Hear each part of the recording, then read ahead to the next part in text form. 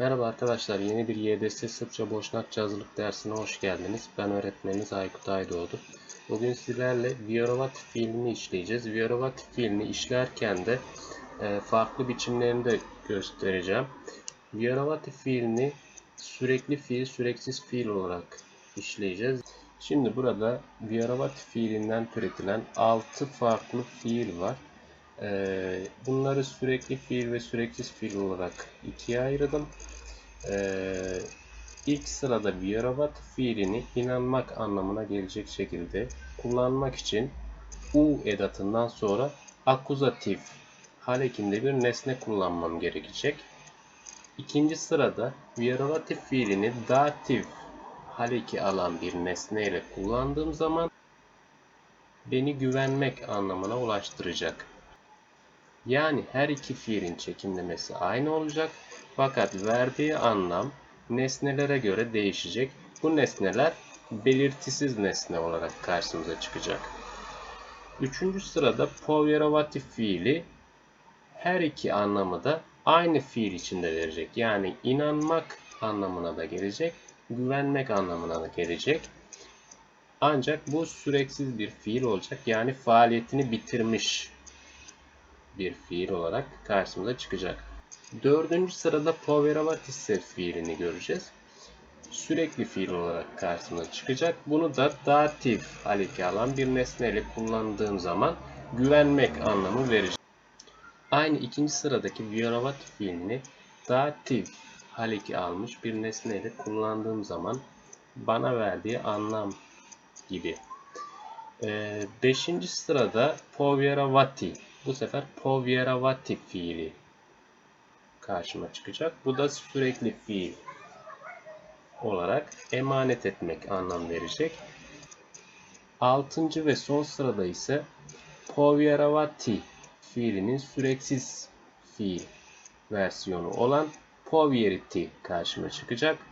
Bu da aynı şekilde emanet etmek anlamı verecek bize arkadaşlar. Şimdi arkadaşlar ilk olarak vjerovativ fiiline bakacağız. Sürekli fiil biçiminde. Şimdi bu fiil sadece belirtisiz nesne alabiliyor. Yani belirtisiz nesneden kastettiğimiz az önce de söylediğimiz gibi datif hal eki, instrumental, lokatif yani doğrudan fiile bağlı olmayan bir nesne alacak. Şimdi vjerujem, vjeruješ, vjeruje, vjerujemo, vjerujete, vjeruju şeklinde şimdiki zamanda çekimliyoruz. Sürekli fiilden kastımız da aslında buradan belli oluyor. Yani şimdiki zamanda kullanabiliyorum. Yani inanıyorum derken örneğin yani o fiilin faaliyetinin devam ettiğini biz anlayabiliyoruz. Tekil formda bir özne ile başlıyorum cümleye. Daha sonra vjeruje yüklemini getirdim. Üçüncü tekil şahısta inanıyor veya inanır anlamı vermesi için. Daha sonra u edatı sonrasında gelen akuzatif halekli belirtisiz nesneler. En sonunda da tümleçlerimizi kullanabiliyoruz. Yani dolaylı tümleç, zarf tümleci bunlar Sırpça, Boşnakça'da aynı grupta tümleç olarak değerlendirebiliniyor. Şimdi mudar čovjek duboko vjeruje u tišinu dediğimiz zaman mudar čovjek bilge bir insan anlamına geliyor. Sıfat ve isimden oluşan bir tabir. Nasıl inanır?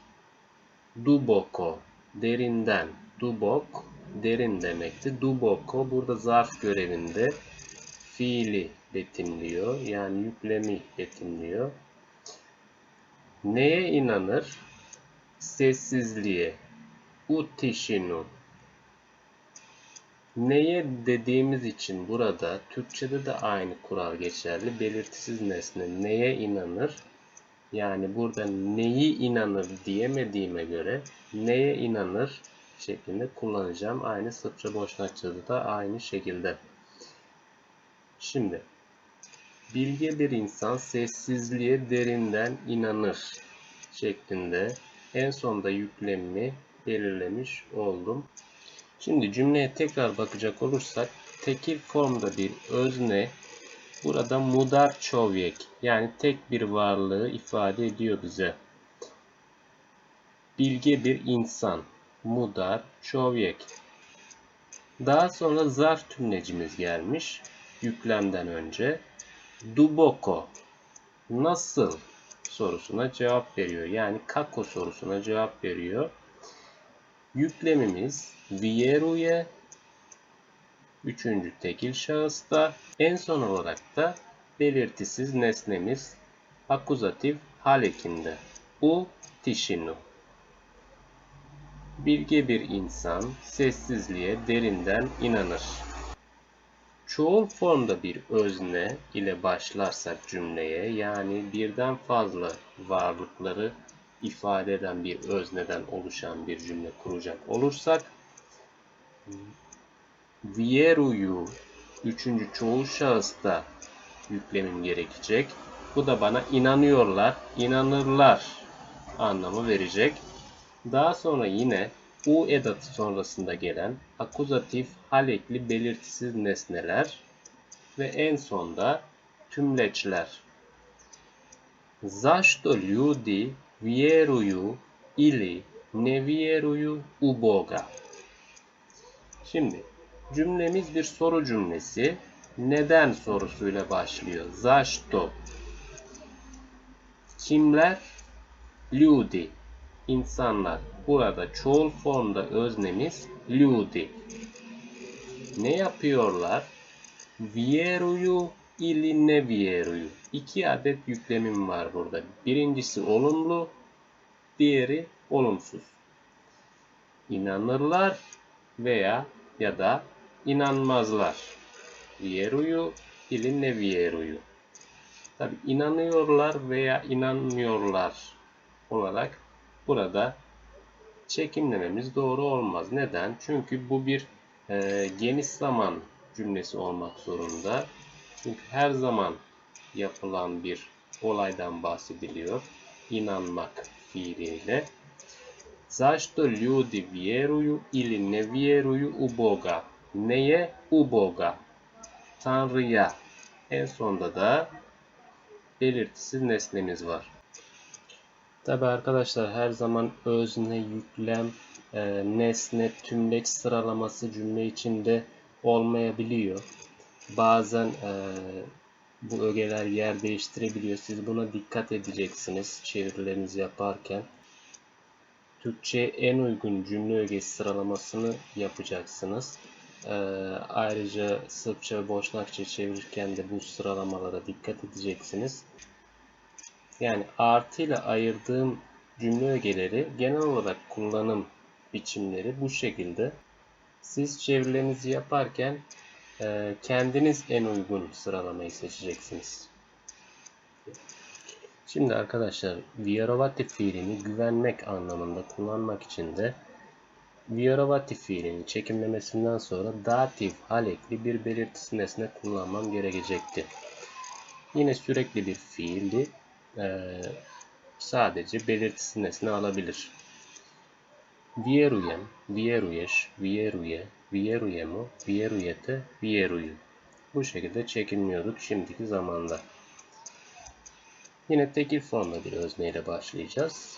Daha sonra şimdiki zamanda vjeruje, güveniyor veya güvenir olarak da Türkçe'ye çevirebiliyoruz.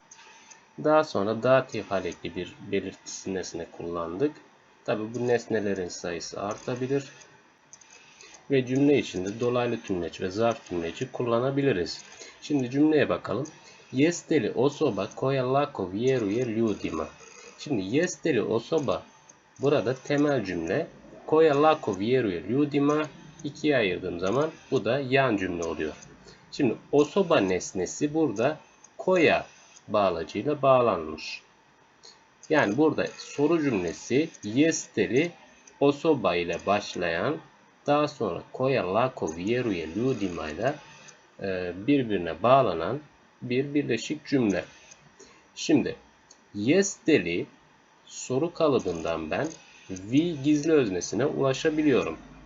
Burada osoba nesne, koya lako vjeruje kolayca güvenen anlamı verecek bana.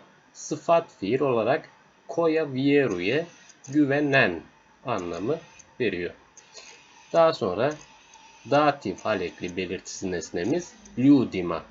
Kime güvenen? İnsanlara güvenen.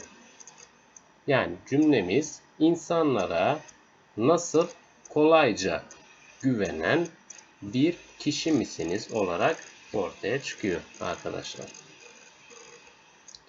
Çoğul formda bir özne, daha sonra vjeruju güveniyorlar, güvenirler anlamı veriyor.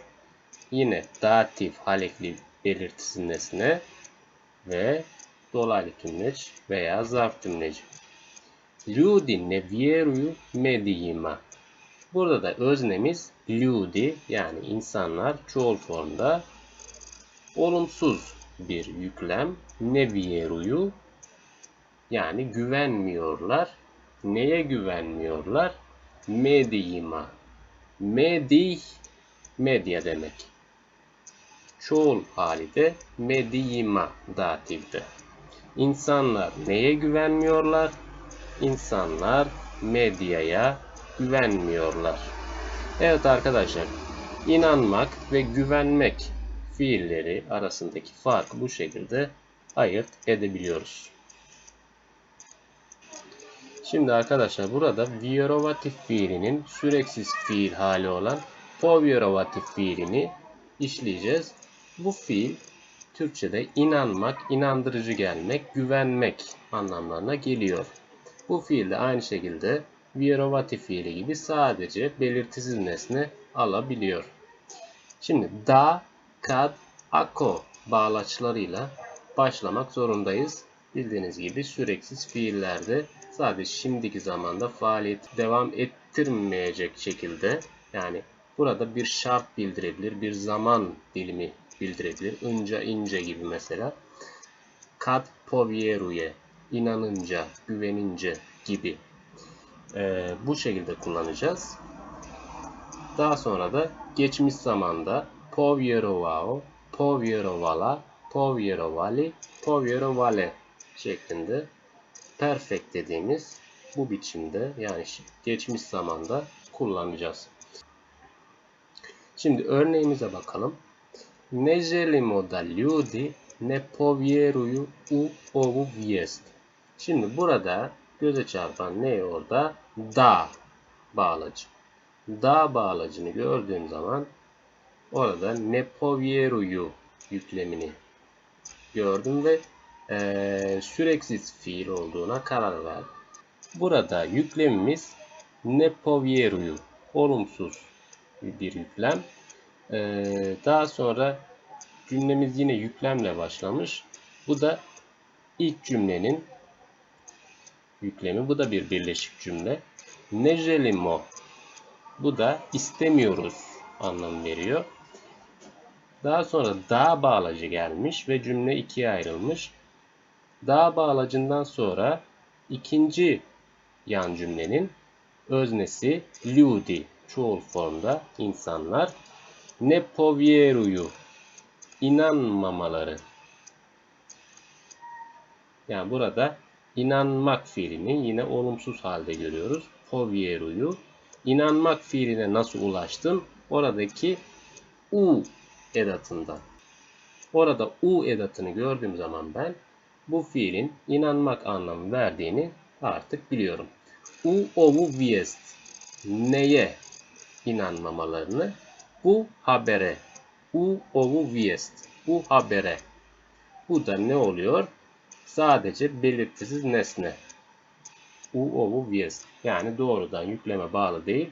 Neyi inanıyor diye soramayacağım için neye inanıyor diye soruyorum ve cevabımı alıyorum. İnsanların bu habere inanmamalarını istiyoruz.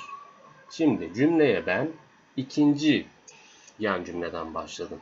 İnsanların ljudi, insanların neye, bu habere ne yapmamalarını, inanmamalarını. Ne povjeruju, Daha sonra başa döndüm. Birinci yan cümle ne želimo. Sırpça Boşnakça cümlede istemiyoruz olarak görünse de biz Türkçe'ye olumlu halde yansıtacağız. Çünkü bizim anlamı o şekilde yakalamamız gerekecek Türkçe cümlede. İstiyoruz olarak cümleyi bitirdim. İnsanların bu habere inanmamalarını istiyoruz. İkinci cümlemiz želim jednu osobu da povjeruje njemu. Bu da aynı şekilde bir birleşik cümle. Burada da istemekten bahsediyor. Želim. Bu sefer olumlu başladım cümleye. Kim? Ben. Želim jednu osobu. Ne istiyorum? Želim jednu osobu. Bir kişi istiyorum. Ne için? Ya da ne yapmasını istiyorum? Da povjeruje njemu. Şimdi buradaki da bağlaçlarının görevi cümle içinde değişebiliyor. Želim jednu osobu da povjeruje njemu derken de burada ikinci yan cümlede güvenmesini istiyorum anlamı veriyor bize. Bunu nereden anladım güvenmek fiilini? Njemu'dan yani datif halekli bir kişi zamiri var orada. Kime? Ona. Njemu. Yani bir kişinin ona güvenmesini istiyorum diye Türkçe'ye çevirebiliyorum bu cümleyi. Şimdi üçüncü cümlemize bakalım. Ako jedan čovjek šteti cvijeću, ne bismo povjerovali u njegovu ljubav prema prirodi.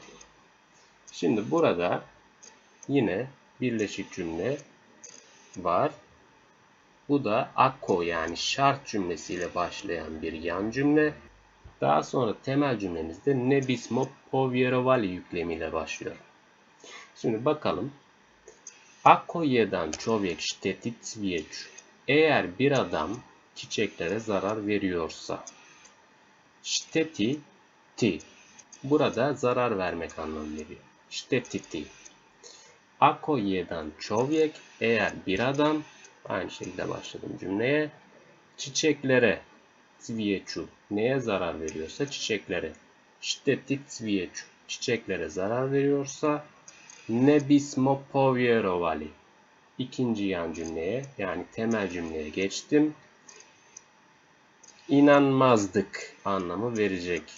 Neden inanmazdık anlam verecek? Çünkü u edatını gördüm yüklemden sonra. Ne bismo povjerovali.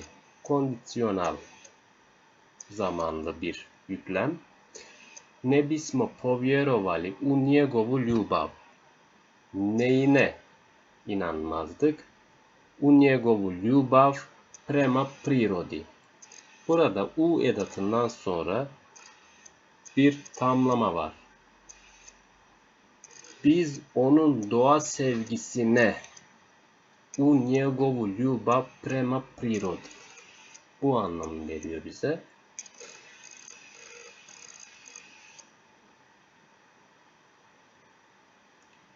En sonda da inanmazdık yüklemini ekledim. Ne bismo yani biz. Birinci çoğul şahısta bir yüklem ama kondisyonal zamanında. Veya şu şekilde de çevirebilirim. Onun doğa sevgisi bize inandırıcı gelmezdi. Aynı anlamı veriyor bize povjerovati fiili. Evet arkadaşlar bu sefer povjerovatise fiiline bakacağız.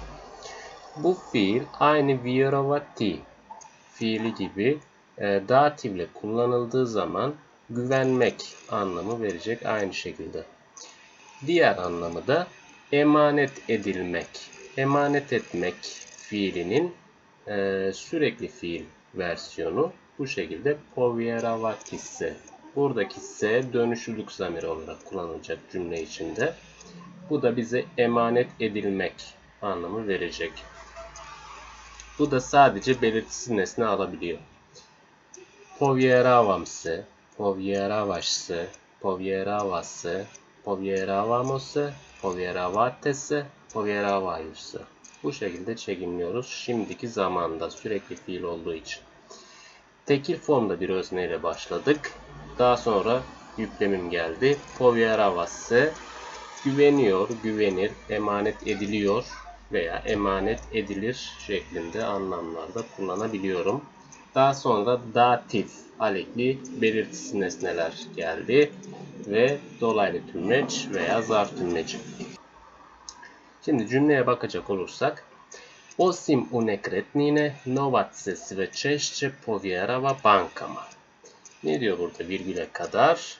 Burada bir dolaylı tümleç var. Gayrimenkule ek olarak. Şimdi osim genellikle dışında, haricinde anlamı verse de burada gayrimenkule ek olarak diyebiliriz. Neden? Çünkü dışında demek biraz cümlenin akışına uygun olmuyor. Novac para demek. Novac ise burada S dönüşlük zamiri özneden sonra geldi. Novac burada özne. Novac se sve češće povjerava bankama. Para ne yapılıyormuş? Para bankalara daha çok emanet ediliyor. Burada para kelimesi özne durumunda belirtili nesne alamayacağı için belirtisiz nesne de bankalara nereye emanet ediliyor ya da neye emanet ediliyor? Bankalara. Çeşçesi ve çeşçe de burada zarf tümlecimiz. Çoğul bir formda özneyle kullandığım zaman povjeravaju se üçüncü çoğul şahısta güveniyorlar, güvenirler, emanet ediliyorlar veya emanet edilirler. Burada laller çoğul eklerini siz cümlenin akışına göre kullanabilirsiniz ya da kullanmayabilirsiniz. Daha sonra datif halekli belirtisiz nesnem geldi. Dolaylı tümleç veya zarf tümleci de kullanabiliyorum. Şimdi cümleye bakacağız. Oni nam često ispričaju svakakve situacije i povjeravaju nam se. Şimdi oni çoğul formda bir özne burada onlar. Nam često ispričaju. Kime anlatıyorlar veya anlatırlar? Nam. Yani datif kişi zamiriyle bir belirtisiz nesnemiz var. Nam. Često zarf tümleci sık sık veya genellikle anlamı da verebilir. Svakakve situacije burada ispričati fiili nesne alabiliyor. Anlatmak anlamında ispričati. Üçüncü çoğul halde de ispričaju. Neyi anlatırlar? Ispričaju svakakve situacije. Her türlü durumu. Svakakve burada her türlü demek. Onlar genellikle bize her türlü durumu anlatırlar. İlk cümle bu birleşik cümle içindeki. Cümle içinde i bağlacımız var. Yani iki cümleden oluşan bir birleşik cümle. I povjeravaju nam se. Ve bize güvenirler. Burada povjeravati fiili yine belirtisiz nesne almış. Nam, bize, se de en son dönüşlü zamiri ve bize güvenirler. Şimdi en aşağıdaki notumuzu okuyacak olursak, emanet edilmek anlamına gelen povjeravati se fiili içindeki se dönüşlülük zamiri iken güvenmek anlamına gelen aynı fiilin içindeki se ise fiilden ayrılmaz parça edattır. Yani buradaki emanet edilmek anlamına gelen povjeravati se fiili içindeki dönüşlülük zamiri yani fiilden ayrılabiliyor. Ancak güvenmek anlamında kullanırken de se fiilini fiilden ayıramıyoruz. Şimdi arkadaşlar 5. ve 6. sıradaki emanet etmek anlamlarına gelen fiillere bakacağız. Bunlardan birincisi povjeravati fiiliydi. Sürekli fiil faaliyetini devam ettiriyor ve hem belirtili hem de belirtisiz nesne alabiliyor. Şimdiki zamanda çekimlemesi povjeravam, povjeravaš, povjerava, povjeravamo, povjeravate, povjeravaju. Tekil formda bir özneyle kullanacak olursam povjerava fiilini üçüncü tekil şahısta kullandım. Emanet ediyor veya emanet eder anlamlarına gelecek şekilde. Nesne veya nesneler fark etmiyor bunda. tümleçler, zat tümleci, dolaylı tümleç. On svom prijatelju povjerava jednu tajnu. Burada öznemiz on. Kime? Svom prijatelju. Belirtisiz nesne almış datif halekiyle. Daha sonra yüklem. En sonda da akuzatif halekinde belirtili nesnem var. Jednu tajnu. O arkadaşına bir sırrını emanet eder veya bir sırrını verir. Şimdi burada belirtisiz nesnemiz svom prijatelju demiştik. Arkadaşına. Jednu tajnu ise belirtili nesne akuzatifde neyi? Bir sırrını. Şimdi şöyle söyleyelim. O neyi emanet eder? Bir sırrını emanet eder. Belirtili nesne. O kime emanet eder? Arkadaşına emanet eder. Belirtisiz nesne. Çoğul formda bir özne ile kullanacağım. Bu sefer povjeravaju, üçüncü çoğul şahısta kullandım yüklemimi. Emanet ediyorlar veya emanet ederler. Nesne veya nesneler, tümleçler. Zaposleni roditelji povjeravaju dječjim jaslicama svoju djecu. Burada öznemiz çoğul formda kim? Zaposleni roditelji, çalışan aileler. Ne yapıyorlar? Emanet ediyorlar. Povjeravaju dječjim jaslicama. Nereye ya da neye? Kreşlere. Dječja jaslica kreş demek. Burada çoğul halde datif eki almış. Dječjim jaslicama kimi? Svoju djecu. Çocuklarını. Türkçe'ye çeviriyorum. Çalışan aileler çocuklarını kreşlere emanet ediyorlar. Ve son olarak arkadaşlar povjeriti fiilinin süreksiz haline bakacağız. Emanet etmek anlamına geliyordu. Hem belirtisiz hem belirtili nesne alıyordu. Da, kad, ako bağlaçlarıyla povjeri, povjere şimdiki zaman çekimlemeleriyle kullanabiliyorum. Povjerio, povjerila, povjerili, povjerile de geçmiş zaman çekimlemeleri. Şimdi 2 adet örneğimiz var. Ako mi neko povjeri stvar na čuvanje, povjerenje ću opravdati. Burada ilk önce şart cümlesi olduğunu ako bağlacından anlayabiliyoruz. İlk öznemiz burada, ilk öznemiz diyorum çünkü 2 adet cümleden oluşan bir birleşik cümle. İlki yan cümle ako ile başlıyor, diğeri temel cümle povjerenje ću opravdati. Şimdi buradaki yan cümlemizin öznesi neko yani birisi. Cümlemin başına özneyi yazdıktan sonra na čuvanje dolaylı tümlecine bakacağım. O da bana ne anlam veriyor? Onu saklamam için. Birisi onu saklamam için kime? Daha sonra belirtisiz nesnemi tespit edeceğim. Kime emanet ederse bana. Ardından belirtili nesnemi bulacağım. O da akuzatif halekinde stvar ismi ne emanet ederse sorusuna cevap veriyor. Bir şey. Burada nesne görevinde. Povjerenje ću opravdati. Güvenini haklı çıkarırım. Burada gelecek zamanda da olsa temel cümlemizin yüklemi opravdat ću veya povjerenje ću opravdati. Haklı çıkarırım, çıkaracağım. Bu da olabiliyor. Ancak burada çıkarırım geniş zamanda kullanmamız daha uygun olacak.